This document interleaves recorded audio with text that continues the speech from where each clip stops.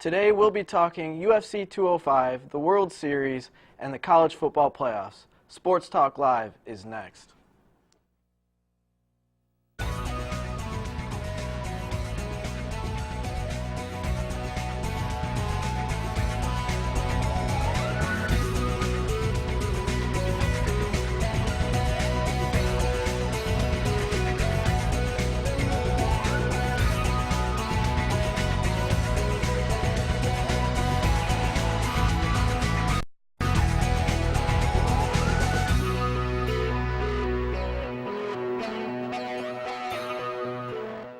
I'm your host, Nelson Raisbeck, and joining me today is Michael Cornelli and Andrew Pryor. Hello. How's it going?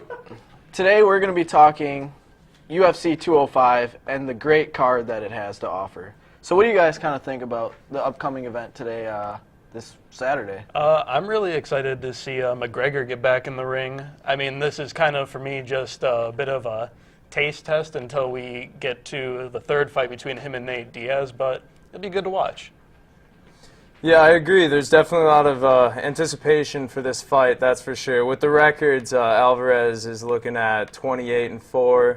McGregor's got about 20-3, so they're both really anticipated as fighters, that's for sure. And they're a really good matchup. Both at 155, about the same height and reach. It's going to be a good fight, that's for sure. Yeah, it's not going to be really a gimme for either one of them.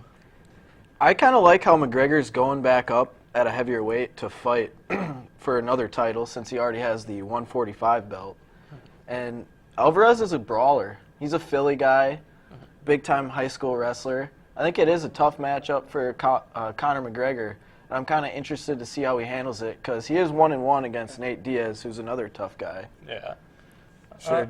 Definitely different techniques, it looks like. You know, it seems to be that a lot of people like McGregor, but, you know, here in the U.S. we got Alvarez fighting for us, so we'll see. We'll see what happens. How can you not like McGregor, though? That's for the guy, sure. He's so charismatic. Yeah, he's so charismatic. He can come and say anything at a press conference, maybe throw a water bottle or two.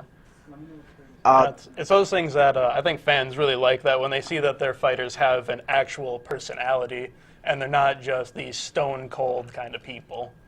And besides the McGregor-Alvarez fight, it's a really good card. Might be the best card that UFC's ever put together, as they have Tyron Woodley versus Steven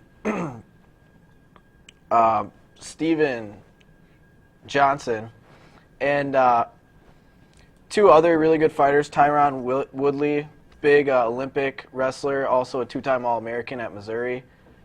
Welterweight fight, another championship. There also is a strawweight fight in the women's division for a belt, so just a great card there. Yeah. Just to pick your brain a bit, do you ever think we're going to see Ronda Rousey back in the ring, or do you think she's kind of hung that up and just going for movies now? I think we'll see her back, but I know she's talked about she wants to retire when she's in her early 30s.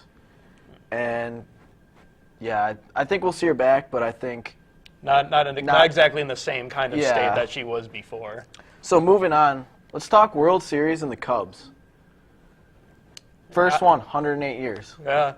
Now this is going to be one of those things where they're going to make a movie about this in about a year, and it's going to be one of those top sellers, and it's going to be starring, Brad Pitt and Jonah Hill, and it's going to make tons of money, and every Cubs fan is going to go see it, and they're going to be telling their children about it. Sure thing. It was a huge game. You know, there was so much anticipation about this game, and everybody could just feel it. I mean, whether or not you were a Cubs fan, a lot of people wanted to watch this game. And being a Brewers fan myself, I don't mind seeing a team from the same division really just kind of bring that division up with them.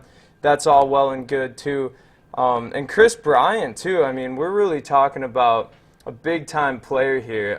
We'll get to that a little bit later, too, but I just really want to say that, speaking of the excitement in this game, he had the last play of the series, and you could just see the smile on his face as he threw that ball. Did you guys catch that? That was pretty good. Yeah, definitely. Yeah. The immediate feeling of elation that they had finally done it.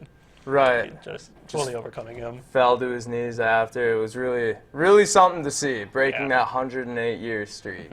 Normally you'd think that you'd want home field advantage in the playoffs, but I think that was actually bad for Cleveland.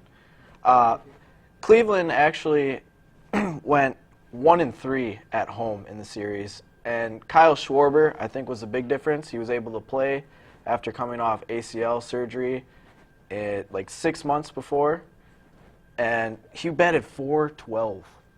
.412 in those 4 games in Cleveland. So it was a huge series for him and might have been the difference.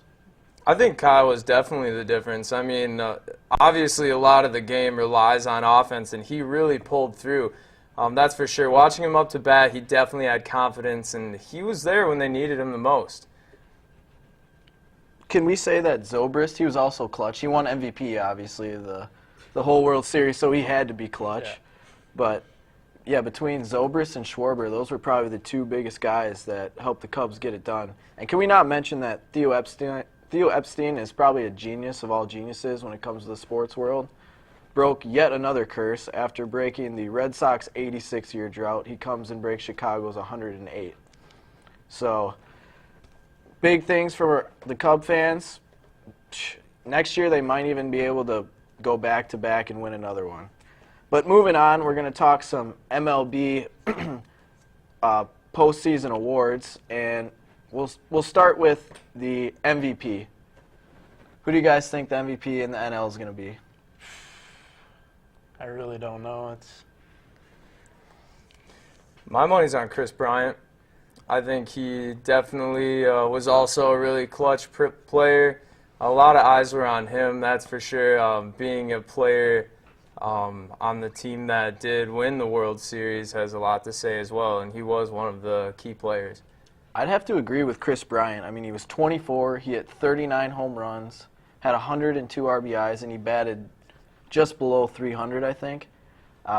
Especially hitting in the order where he was hitting second with Rizzo protecting him. Normally you see your best hitter hitting third, so I think that possibly could have even taken away more RBI chances for Chris Bryant.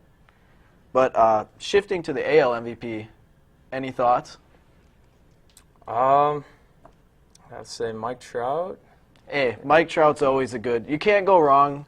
It's like the Michael Jordan, LeBron James. You can pick Mike Trout almost any year. So that's not a bad pick, Mike. I probably agree with him, just Mike Trout, because like you said, he's a young guy, and we're seeing him put up these amazing numbers that you haven't seen other players really come near to, at least early in their career. Just to throw something a little different out, I'll go with Mookie Betts, who hit .318 and had like 31 RBIs and 31 home runs and right around 100 RBIs.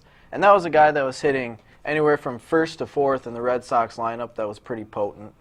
But from hitting to pitching, let's talk Cy Young. NL Cy Young. I think there's a few players on the Cubs that could have that award coming their way. I mean, the pitching staff on the Cubs is pretty phenomenal. Their players just really pulled through when they needed it. So once again, I'm going to have to go Cubs on this one. I'd agree with you. I'd go Kyle Hendricks. I know you could choose John Lester as well, but Hendricks had the best ERA in the MLB, just above 2. He also had, I think it was 18 wins, so he wasn't too far off the win count. And, yeah, him or Lester, you can't really go wrong with either Cubs pitcher. But AL Cy Young? What do you got? I'm going to go with, might be a little out there, but I'm going to go with Justin Verlander. Went 16-9, but he had the least run support in the major leagues. And he also had the most strikeouts in the AL and one of the best ERAs and WHIP. So I think he's kind of a dark horse, but I'm going to go with Justin Verlander. So you guys agree with that? Or I'm just thinking maybe the one thing that they're going to count against him is the wins, because that's one of those things that they don't, like, you may not get run support, but that's something that it doesn't seem that they really take into account, because they want to see, like, those unbelievable numbers. Well, it'll be interesting to see, because the voting for these awards after the season is November 16th. But we're going to have to go to our first break, and here's some perfect bets to look at.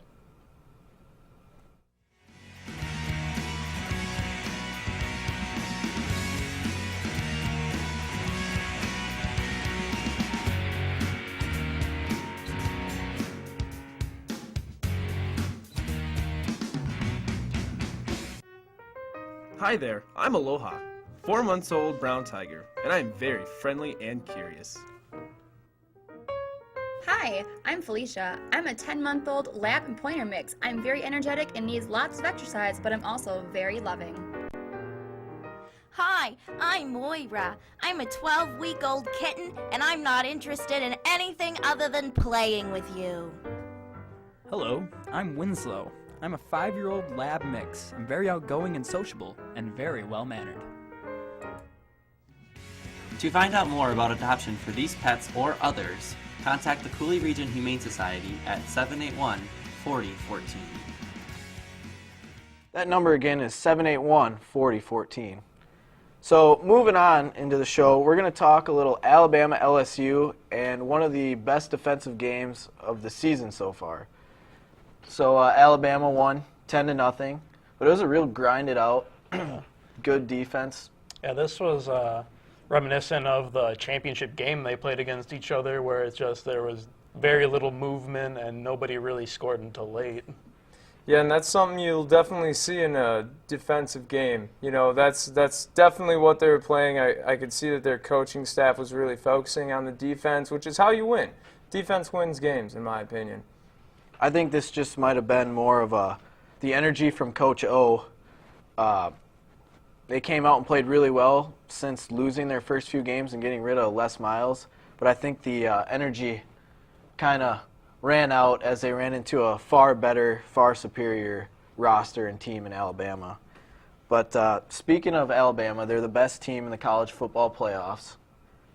And how do you guys think this is going to turn out? 1's Alabama right now, 2 is Clemson, 3 is Michigan, and 4 is Texas A&M, but they lost, with 5 and 6 being Washington and Ohio State, respectively.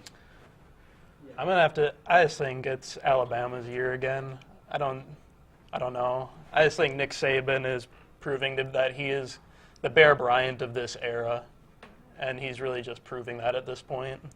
I see what you mean. I'm really thinking Michigan. They're doing really well, although something about Alabama, they've got a really strong following. Everywhere I go, I seem to hear people talking about the Crimson Tide, you know, and I think that really helps the fan base, their spirit. It's really powerful. So that says something. See, I feel like Clemson and Alabama, they're the 2 front runners since they were in the national championship game last year, that they just kind of have to keep winning, and they're going to get there. But I feel like Michigan, like you said, could be a real dark horse because they have really, really good defense. And I'm a huge John Harbaugh fan. I think that guy could make almost anyone run through a brick wall for him. Oh yeah, no, his track record speaks for himself. He goes to San Francisco, makes them a winning team. They're a winning team. They go to the Super Bowl. They don't win, but they're there. And that was a lot more than they could say before that with Mike Singletary. He also brought back the Stanford program that was down for a while. Yeah, before that he did.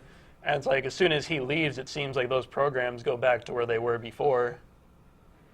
Yeah, I definitely agree. But talking about the playoffs here, what do you guys think about Wisconsin? I think they have to win out. Yeah, I agree. Not a hard task for them at this point, but they have to win out and they have to win convincingly. I think they have to win out as well, but I don't know if we necessarily have to say that they have to be convincing, just because I feel like the council and like the voters aren't going to not keep a Big Ten team with 2 losses out. Even like that's like the SEC. The Big Ten is almost as good as the SEC is this year, if you look straight up. Mm-hmm. And normally the SEC is king. Yeah. So I feel like it's going to be hard for them to keep Wisconsin out with 2 losses. That's definitely saying a lot about our division, you know, and it's keeping us competitive. We've got a lot to look at with the SEC here. You know, really saying that it's a good matchup here, that's a lot to say for the Badgers. And, you know, I think there can be an optimistic outlook with that and a lot to look forward to with this season. So who would you guys rather have the Badgers play in the Big Ten championship game? Because it's either going to be Michigan or Ohio State. I'd say Ohio State because I'm just scared of Michigan. I'd like to see Michigan. I think it'd be a good game, and you know, you never really know what could happen with college football, and really, it'd be a fun game to see. The Badgers only lost to Michigan 14-7 at Ann Arbor which is a tough Sure. place to play, the Big House.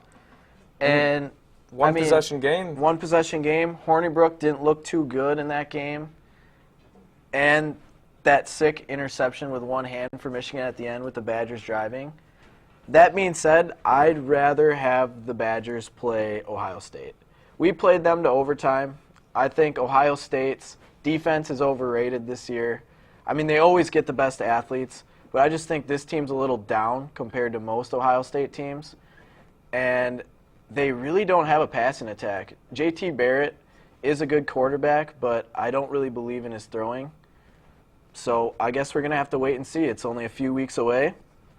But next, we're going to talk some of the Packers' struggles. So, guys. Definitely a hot topic right now here in Wisconsin. There's a lot to say. I mean, obviously there's a lot of focus on Rodgers right now. There always has been ever since he started playing for us.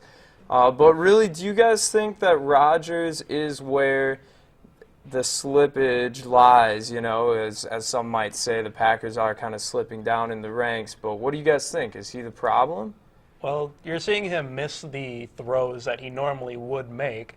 It's weird to see him miss these throws, but you know that if he makes more of those throws, that all of a sudden he's the old Aaron Rodgers, and we're seeing us win by 14, 20 points instead of, barely slipping by teams we should be blowing out. Yeah, that's for sure. I agree. I think it's Aaron Rodgers to a point. Now, he hasn't been good the last, almost full season worth of games. Mm-hmm. But I can't get over the fact that Mike McCarthy and Ted Thompson have to be to blame, too.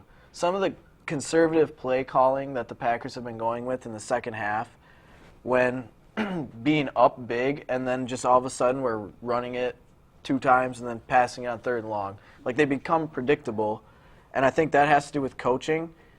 And I think that has to go to the fact that it's also the GM's fault because he's not going out and getting these players. Ted Thompson believes in building a team through the draft. But to me, he's saving all this money by getting these younger players, but he's never really spending the money. And if you're not spending the money, then what good is it to save the money? So Yeah. I guess I kind of fault all 3 of them, but I'm going to lean heavier on Ted Thompson and Mike McCarthy. Yep, You sure. go. I definitely agree with what you have to say there. One thing I do want to say, though, as well, as far as how the Packers are doing, is Eddie Lacy. He's out right now, and his running game has been really strong this year, and you can see that. He's jumping over defenders, literally. And, you saw some of that in past seasons, but he's really been getting fit, and this was his season.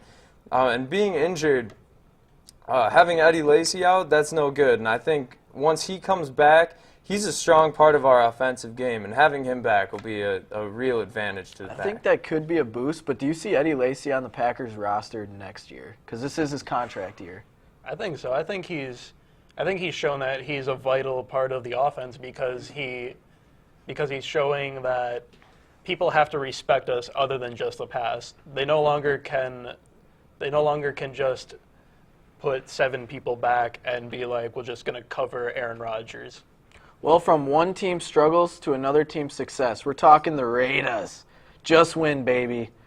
Commitment to excellence. That's the Oakland way right there. They are 7-2 and in first place in the AFC West.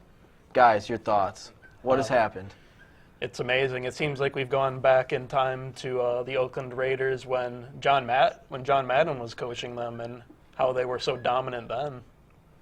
Yeah, it's really interesting to see. They've got a pretty young squad, from my understanding, and, this season might kind of predict seasons to come. They're looking really good right now, and there's a strong possibility they might keep looking good. I think that is something to consider, though. Is this just this year, or is this going to be continuing success moving forward? I think this is going to be continued success going forward. You have a good coach in Jack Del Rio. He's taken multiple pretty crappy Jaguar teams with quarterbacks like David Garrard to the playoffs. And now that they have some players, I think you also have to focus on the GM, Reggie McKenzie. His last 4 first-round draft picks were DJ Hayden, their second corner, Amari Cooper, a Pro Bowl wide receiver, And the third one was Khalil Mack, all-pro, one of the best DNs in the game. And Carl Joseph, a starting safety. Those were just their last 4 picks. That's not even talking about Derek Carr, who was a second-round pick that is one of the better up-and-coming young quarterbacks in the league, who's really showing it lately, throwing for 500 yards against the Tampa Bay Buccaneers. Yeah. Are we witnessing a new superstar emerge in Derek Carr? I think Derek Carr can be a superstar, but we're going to have to wait and see, I mean, any Super Bowl teams? Who do you think is going to be in the Super Bowl? It's pretty tough to tell right now. Looking at the best record in football, the Patriots, which, I'm not a Patriots fan by any means, but they are doing really well, especially considering those 4 games out that Tom Brady had. They've got a really good team, and that's definitely obvious, even considering that they didn't have their quarterback for the first 4 games, and they still have the best record in football right now. So that might have to be my pick, just the way it looks right now. I would have to agree with him. I would have to go with the Patriots just because I think it speaks to Bill Belichick's legacy that he is able to take these players and just kind of swap them in and out, and it doesn't really matter if they're superstars or not. They're just kind of able to always pull it together. Takes a good coaching staff. Yeah. I'd have to say that's the same for me. More or less, convince me why not to pick the Patriots. They're the best team by far. They only lost 1 game without Tom Brady. But on the NFC side, I wonder sometimes, who's going to emerge? The Cowboys are 7-1, but I don't know if I should believe if they're for real. The Seahawks are hanging around in there. The Falcons. The NFC North teams are a mess right now. So, yeah, we're going to have to wait and see which NFC team really comes and stands out towards the end of the season. It's one of the things I happen to agree with Stephen A. Smith on, is that the Cowboys are just an accident waiting to happen. I agree with that. I think the Seahawks are looking pretty sturdy. They play pretty solidly. All their players seem really committed, and we'll have to see which way it goes. Yeah, the Seahawks are finally starting to get healthy. But let's cut to our second break and look at perfect pets.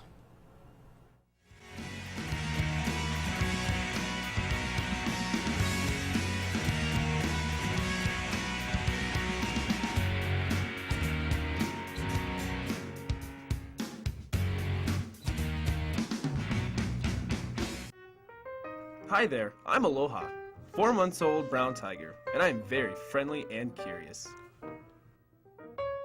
Hi, I'm Felicia. I'm a 10-month-old lab and pointer mix. I'm very energetic and needs lots of exercise, but I'm also very loving. Hi, I'm Moira. I'm a 12-week-old kitten, and I'm not interested in anything other than playing with you. Hello, I'm Winslow. I'm a 5-year-old lab mix. I'm very outgoing and sociable, and very well-mannered. To find out more about adoption for these pets or others, contact the Cooley Region Humane Society at 781-4014. Again, that number is 781-4014. So welcome back to Sports Talk Live. Now we're going to talk about a surprise college football team and the Penn State Nittany Lions. Back into the top 15 for the first time since Joe Paterno was the coach and all those allegations were coming out about the university. So guys, huge win earlier in the season, a few weeks ago with Ohio State. Can this program get to the top 10? And possibly even push for for a the playoffs? national playoff? Maybe. I think it's a good question, but I think it's one of those teams where we're still waiting for more from them. We're still kind of just waiting back, and we're all still kind of hesitant because of their past, of actually supporting them and things like that. I see what you mean, the fan base and following and all that really influencing the spirit of the squad. But I think a really big factor is momentum, and I see him coming up with that. I think momentum's super important. You hold on to that, and you'll be able to do really well. I like what you said about momentum there. They had the big block on the field goal against Ohio State, which they returned which ended up winning the game for them. And then they came out and just smoked Iowa by I think it was 4 touchdowns. I really like what James Franklin's doing with even losing scholarships, but from one bad call by the university to a bad call by the referees once again. The Seahawk Buffalo Bills, I don't even know what to say about this. This was just awful. Richard Sherman, offsides. Then he maliciously just takes out the kicker. Yeah, I don't know.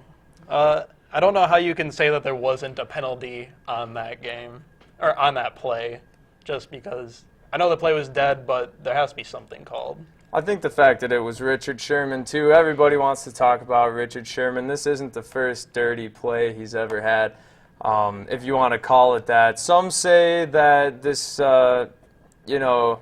was just doing what he was supposed to do, which is what you're supposed to do when you play, You want to be able to help your team out and win, but where's the line, Where do you draw the line? And that's really up for debate. Speaking about where you should draw a line, what about Dan Carpenter's wife on Twitter talking about how they should castrate Richard Sherman after the dirty play?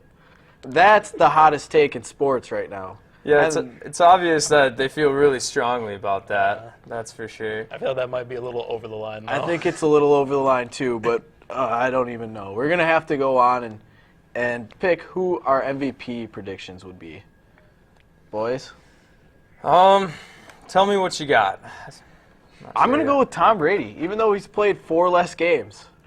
I mean, he's still averaging like 325 yards a game. He's averaging over 3 touchdowns a game, and he still hasn't turned the ball over. And since he's joined the team, they've just been dominating teams. Like, they were getting by with the other quarterbacks, but now they're just dominating, and I think it really shows just how good Tom Brady actually is. You definitely have a point with that. One thing I want to say about Tom Brady is, yes, he's definitely a strong power on the field. But, talking about last season, some people are questioning his playing methods and his morals for that reason. But I don't know. Does he deserve the MVP award? It does kind of come back to, are you going to reward him for basically being dirty and showing that, well, dirty or not, I'm still good. Can't dispute that. He's still good. That's for sure. He is still good, and we're going to start with some rants. And we're going to start with Andrew over here. All right, one thing I wanted to say is I want to bring it back to the Pack. Being a Packers fan myself, I really do see them slipping, and that hurts to see. Watching this past week's game against the Colts, there were times where I'd see the TV and I just want to say, just catch the ball. It's just baseline stuff that you should be able to do, and I don't think we can really put the blame on one person. You're looking at the Vikings, for instance, in the same division. They lost their offensive coordinator, many other players, and the Packers should be able to capitalize on their division. So, what do you think? For my rant, I'm going to go after FIFA, probably one of the dirtiest organizations worldwide, and earlier last week, they were found to be complicit in human rights violations in Qatar. And I think the World Cup, it's a great thing to have. It's a fun thing for all of us to get up and cheer our countries. But when thousands of people are dying so that we can enjoy that, that's wrong. And I'm going to go with John Bones Jones. Get your life together, man. You were 22-1 career in that UFC. Your only loss is by illegal elbows. Your brother plays in the NFL, and he's scared of you. Yet you still have multiple DUIs, a positive cocaine test, and now another PED test positive. Get your life together, and let's get back to letting you fight in the UFC so you can show us all what you can actually do. Well, thank you for tuning in to Sports Talk Live.